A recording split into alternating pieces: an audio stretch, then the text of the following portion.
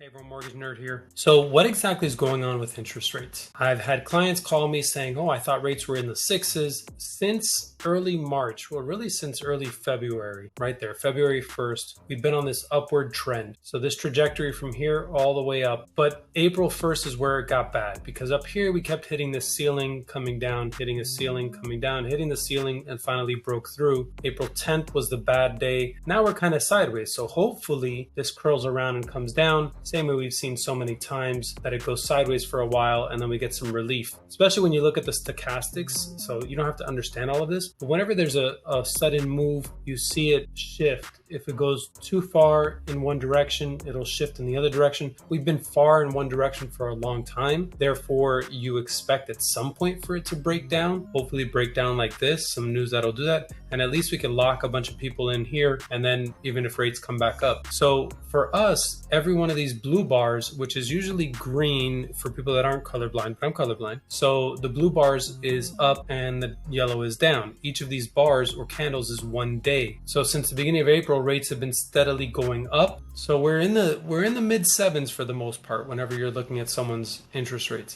If we go to October was the peak of interest rates. Rates were in the eights up here. From October to December was beautiful. It was just a steady downward trend. That's when the Fed came out saying they're probably going to cut rates 6 times in 2024. So the markets loved it. Rates dropped. We had this beautiful time period in here in December and January that we were locking a bunch of people. And then they started going back up again. Why? Different inflation news. Inflation has been bad all this year. Not bad. I mean, it's a little bit higher than expectation. So that's what's causing everything to go up. And the jobs market is not helping. I mean, you want people to have jobs, but for mortgage rates, we want people to have unemployment at least a little bit, which would help inflation. And that's really what's driving this up. So rates are coming up. Hopefully this is our peak, local peak, and then we come back down. But that's really what's going on.